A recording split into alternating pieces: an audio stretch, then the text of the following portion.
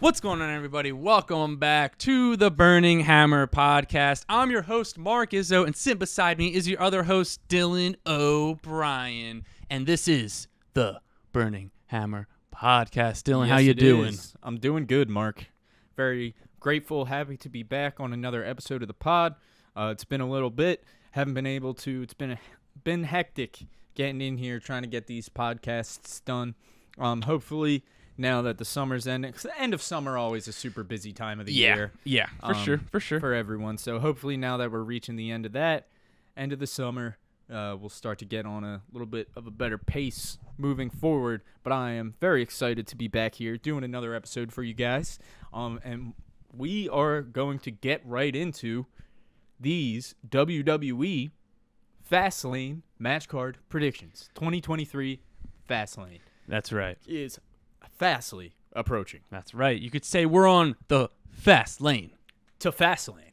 Bingo. So, but before we get into that, Dylan, you got to make sure to follow us on our social media. You can follow us on Twitter at The Burnt Hammer. That is the best way to stay up to date with our immediate and initial reactions to everything in the world of professional wrestling. And you can follow us on everything else at The Burning Hammer. That's the best way to know when we release new videos or when we release new episodes of the podcast. You can listen to the Burning Hammer podcast on Apple, on Spotify, or wherever you listen to your podcast. Plus, you can watch it on YouTube. If you are watching on YouTube, make sure to like, comment, subscribe, and click that little bell so you get notified when we release new episodes of the podcast. Plus, along with all of the other videos we do, we release videos every Monday, Wednesday, and Friday. So with that being said, let's jump into these Fastlane match card predictions. Yeah, I mean, first, before we get into that, I just wanted to say this real quick. In case you haven't noticed, got a bunch of new stuff up above us as well, really filling it in. Tons of, I'll just shout out a few of our favorite things that we gotten there. We got that Andre the Giant WWF Legends style figure. Got a bunch of trading cards up there, some old WCW ones, got a Bailey black and gold NXT one, got an OG NXT Chad Gable up there, got a nice Dusty, John Cena Extreme Rules. So we've added a ton of stuff up there, and we plan to continue to add, but we're definitely filling it up, and it's starting to look a lot more full up there. It's very cool. Yeah, and that's something that we have been trying to do more, is to go out to like collectible stores and pick up some sweet stuff for the stew, and I think we're at a pretty good spot right now. I mean, if you go back and watch the very first episode we had here, and just to see how far we've come since then, it's a big jump. It's a lot of progress. Yeah, we didn't have much up there in the start. And yeah, it's starting to fill in, starting to get nice, and you can literally watch us purchase and see us come across every single item that we throw up there, because we put it all on our YouTube. So definitely make sure to check that on our YouTube and our socials. With that being said, let's get into it. WWE 2023 Fastlane predictions. Mark, start us off. Well, keeping on topic with one of the wrestlers we talked about on display right here, and that's going to be Chad Gable is going to take on your Intercontinental Champion Gunther at Fastlane. That's the first match that I think is definitely going to be on the card, and it's something that I was unsure of after Gable lost to Gunther. But after, I think it was a digital exclusive, or it may have just been like a segment on Raw. But Gable pretty much just said, this isn't done. Yeah. Like, Gunther made Gable's family cry ringside. So I thought after that it was going to be done. But then just seeing what Chad Gable had to say following that match, Gable's going to dethrone him at Fastlane. Yeah, I think there's no doubt in my mind. That's how I'm feeling about it as well. First of all, talk about a great match. What an amazing match. Both men looked so good. And, it's so awesome when you have a guy like Gable, who is significantly smaller than Gunther, but it is still so believable that he can be the guy to take him down and beat him because of how skilled Chad Gable is, because of how good he is in the ring. he's a technical wizard. He is the Master Gable. Yeah. He is the master of the Alpha Academy. And no, I agree completely. I really think this match is going to be on the card. I think Gable's going to be the guy to dethrone him. I mean, he is so over. The crowd is so behind him. The crowd won it. And give a quick shout out to Gunther, officially the longest reigning Intercontinental Champion of all time. And actually, on this day, I think he ties the record. On the day we're recording this, by the time you're listening to this, he definitely broke the record. Yeah, so I think for us tomorrow, he officially breaks the record. Yeah, so congratulations to Gunther, the ring general. He absolutely deserves it. Easily the most dominant and greatest Intercontinental Champion in recent history, if not of all time. Very well might be the greatest Intercontinental Champion of all time. The way that man has been defending it, the way he has consistently put on top-tier matches that involve the Intercontinental title. So that was a match that I agreed was going to be on the card, but I actually had a 7th match. We each picked 6. I actually had a 7th match that was kind of also, just so we don't repeat a bunch, I'll do that instead of the Gunther and Gable match. Even though I do think I was choosing between these two, and I do think there's a better chance that Gunther versus Gable gets on the card.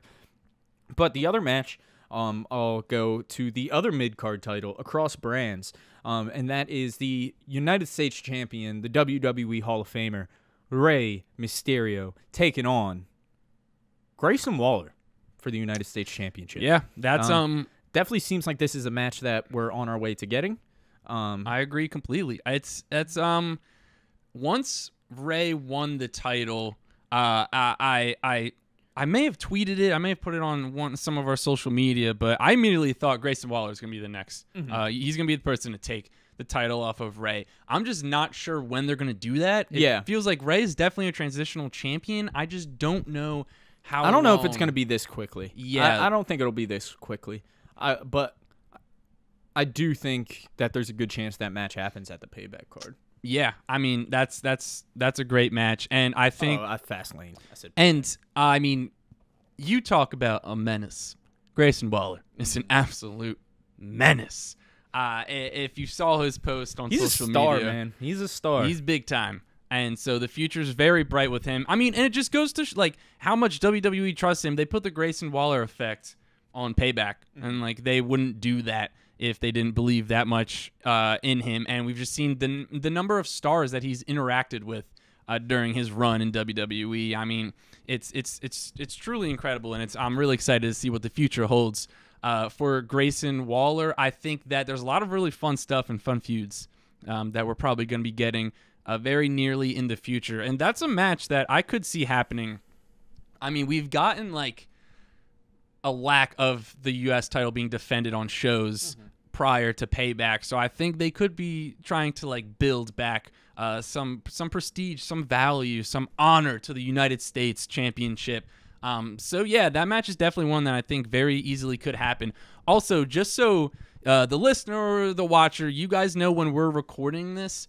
We're recording this after the Monday night the first Monday Night Raw following Payback, but prior to the first SmackDown after Payback, just so you know where like we stand, because maybe a match got added and we don't know about it yet, so that's just something to keep in mind. But for my second match,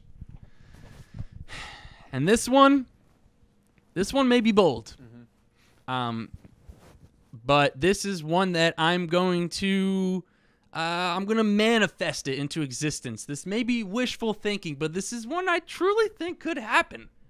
And I think we're going to get LA Knight versus The Miz versus John Cena at Fastlane. I think we're getting the triple threat match. Ooh, Give I it like to me. it. I like it. I think, and here's my reasoning. John Cena's advertised for Fastlane, I believe. He's free over the next, I think, 8 weeks.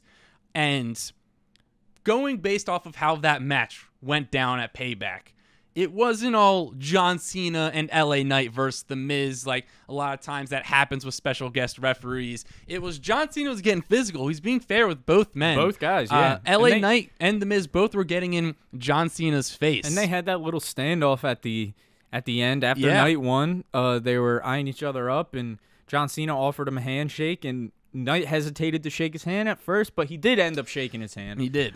So I could if it doesn't go that way, I could totally see it just being The Miz versus John Cena. If they don't have LA Knight in the mix, but I think having LA Knight in the mix would be great. Yeah, great time. I think it would be super fun. The war of the words between these three guys. That was the only issue I had with their match at Payback. I wish that we would have gotten a little promo from LA Knight, because we got a great little interaction between John Cena and The Miz. And I don't think we've talked about it on the podcast, but many people can, or very few people go toe to toe with John Cena. Mm-hmm. Many people can, or very few people can survive going toe to toe on the mic with John Cena. And The Miz did more than survive on the mic with John Cena. And I mean, just like the promos between these three, I think they would be a really great contrast, and that's why I don't know how likely it's going to happen, but I'm just going to throw it out there. I'm going to manifest it, and I think if we all believe, like Santa Claus, you just got to believe it's going to happen, and Triple H will hear us, and Triple H will catch wind and catch word of the Burning Hammer podcast. You'll say, you know what? They got all those people on board for that triple threat match, so I'm going to book it. So this is your chance to change the course of history. Nice. I like it. I like it a lot. That would be such a fun match. And the other thing, too, is, like, obviously John Cena hasn't been wrestling barely at all recently. So, like, putting him in a triple threat match, it would make things a lot easier for him during this, like, short run that we got with him. Totally. I think that would be awesome. And like you said, it's a great way to kind of take some of the load off him in the match as far as the in-ring work is concerned. And nobody's going to say no to this match. I mean, this is a big-time match if that happens. So I like that a lot. I'm going to go on to the next one. And what I have here is a 6-man tag team match. Okay. We've got all 3 members of the Judgment Day dripped out in gold. Finn Balor, Damian Priest, and Dominic Mysterio, taking on the team of Kevin Owens, Sami Zayn, and main event Jey Uso. Let's go. I think this is a match waiting to happen. It's already written there in itself. They kind of need a third guy to help Kevin and Sami. It would be really nice if they had somebody to help them out. And that tie with Sammy's really the only one that's super tight with Jey. And that, is close with him and stuff. So I think that this is a match that is going to be such a feel-good match. It's going to be so good to see Jey on his own, not with the rest of the bloodline. We really get some main event Jey Uso action. And this is a match that the one thing is, I'd like to hear your take on it, because I'm very confident this match is going to happen, but I also feel strangely confident that Sami and KO are going to get the titles back at some point. So I'll go to my next match, which is a rematch of the tag team for the tag titles. Although I like the 6-man tag better. Yeah. That being said, I don't think Sami and KO are going to win the tag titles back. Yeah. I think that... Then who takes them off? Because my main thing was I just saw the tag titles being in the Judgment Day more. I see them as, like, they're more in there to eventually cause, like, the disruption in the Judgment Day. Yeah, But I agree that if they probably wanted to put him back on Sami and KO, they just wouldn't have taken him off. So I don't think it's super likely, but I wouldn't be super shocked. I got 3 letters for you. DIY. You think so? Yeah. Yeah. I mean, nobody's gonna be mad. Maybe New Day. Yeah. Yeah. Well, Xavier Woods is hurt now. Oh yeah. Maybe not New Day. Yeah. But I mean, who knows? It's gonna be a face team, and really off the top of my head, I can only think of the New Day. Yeah. And Creed Brothers. DIY. Creed Brothers would be sick. Yeah. I mean, my goodness. They're awesome. I can't wait to see them on the main roster. Dude, what was the thing? What was this man doing the other day that was like... Oh, bro, I forget what move it was. Oh, He did the one-arm powerbomb? Yeah. No, yeah, that's what it was. Yeah. The one-arm powerbomb. Yeah. That's exactly what it was. What the fuck was that, dude? What the fuck was that? Was that the first time he's ever done that? Yeah. Yeah, dude. That may be the first time anyone's ever done dude, that. That was fucking insane, dude, bro. and it was like, it wasn't just like, oh, I'm gonna get you with the one No, arm. He was the other dude in like, I don't remember exactly what it was, but it was like he had some other guy and like something over here. Then he was just like, you're running at me. Yeah. Boom! Slammed him. That shit was insane, and bro. it wasn't like there was no struggle at all. He Yeah. slammed And his the other ass. thing I really like about them as well is that about the Creed brothers. We're going on a fucking Creed brothers. Shout out run. Creed yeah, brothers. shout out the Creed brothers. You're so awesome, but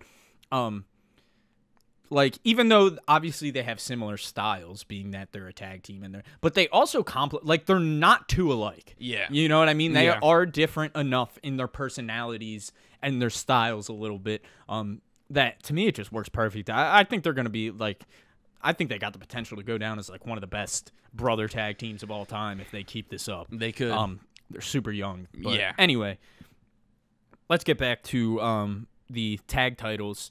So yeah, I'm going with the 6-man tag with Jey Uso being involved.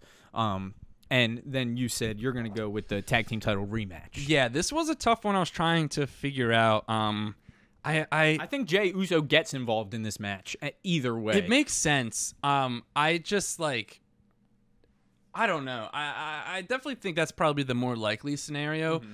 But part of me thinks they may try to do something else with Jey prior to that to get him like started on like a different feud, because it's like we finally separated Jey from the bloodline, but then we're just gonna throw him in like with Sammy and KO. Like it almost feels like it defeats the purpose. And I just think it would be temporary. Yeah. And it's more just because Jey is like, I think they could just someone could start a feud with Jey right now. no, A solo I feud. agree. I agree. I just think this would be a nice transition way to like make that full-fledged bit. Like what Jey comes out to help Sammy and KO.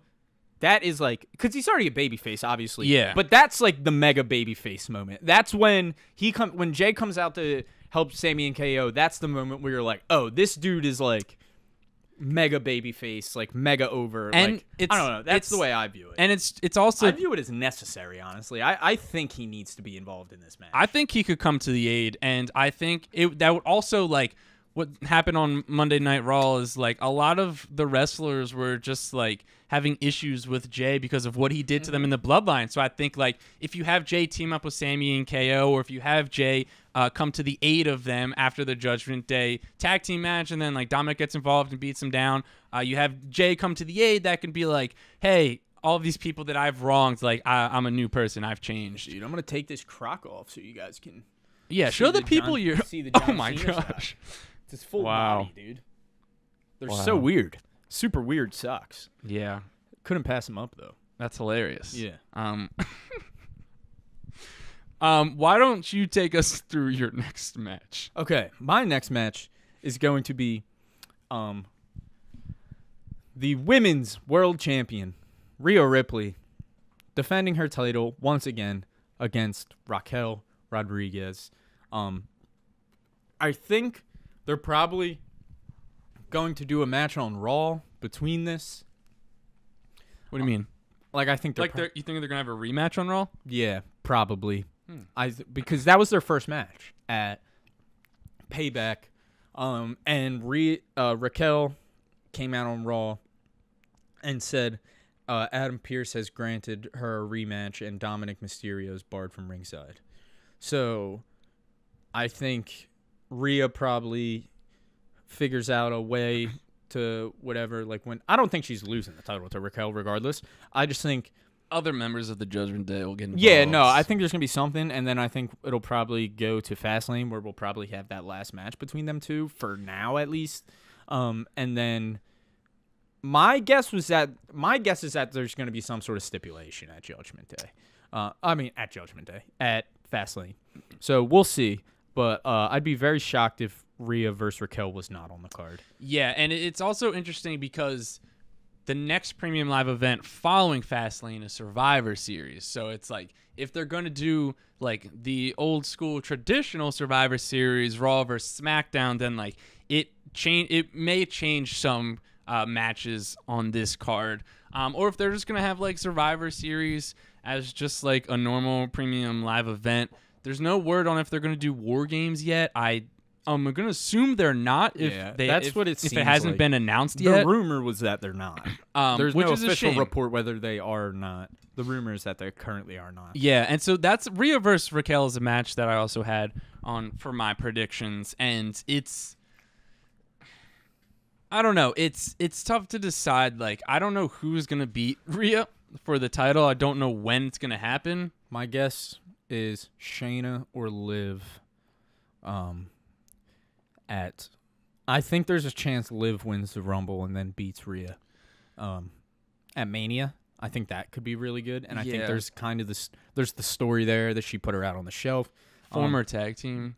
Yeah, former tag team, and then I think they could probably like carry on the Rhea Raquel stuff long enough until Rhea gets into like another proper feud. Yeah. And then it can be Liv like on the road to Mania. We're coming up, dude. We're coming up on the. We're quickly getting onto the road to WrestleMania. Yeah, it's pretty crazy that like it's already September. Before we know it, it's gonna be the Royal Rumble. And so I'll give you another one of my matches, and this one was tough. We're both doing 6 matches, by the way, because that's pretty much how WWE does it. But I think that okay, I'm actually gonna change. I'm gonna change mine. I think what's gonna be on the card, and is something. This is what I thought of this recently, but I'm going to say we're gonna get, and this is bold. Okay. But I'm in a bold mood today. I think we're gonna get the phenomenal one, AJ Styles against Cody. I like it because I think that Cody is probably gonna go to SmackDown once Jay. It was weird when I was watching Raw. I thought that like, or Payback. I mean, I thought that like Cody like announced that he was going to SmackDown. But I didn't. I know. I just confused myself. Yeah. And so, but Adam Pearce said someone's going to SmackDown, and it's obviously going to be Cody. It's going to be Cody, and I think what a great feud for Cody to have on SmackDown. Yeah. Then the phenomenal one, AJ Styles. I think that. Don't believe we've ever gotten this match before, and I think it would be a great little feud before Cody starts to go after Roman again. And I just think that like that sort of seems like the whole purpose of Cody Rhodes coming back and then losing to Roman at Mania was he came back, he beat Seth, he then got hurt, or no, after that, he then lost to Roman, and then he beat Brock Lesnar. So it's like he's getting these big wins against these big names under his belt. And what better way than to help build up his resume than to put him in a feud with AJ Styles and to have him win that feud. And so I think by the time you're listening to this, they already announced who's going to SmackDown. We don't know it yet. I'm going to assume it's going to be Cody, especially with the lack of shows that it seems like Roman's going to be on for SmackDown over the next month or two. So I'm going to go out on a limb. I'm going to be a little bold, and I'm going to say that Cody Rhodes is going to take on AJ Styles at Fastlane. That would be obviously an awesome match, easily a match of the night candidate, and I'm sure would be a match of the year candidate.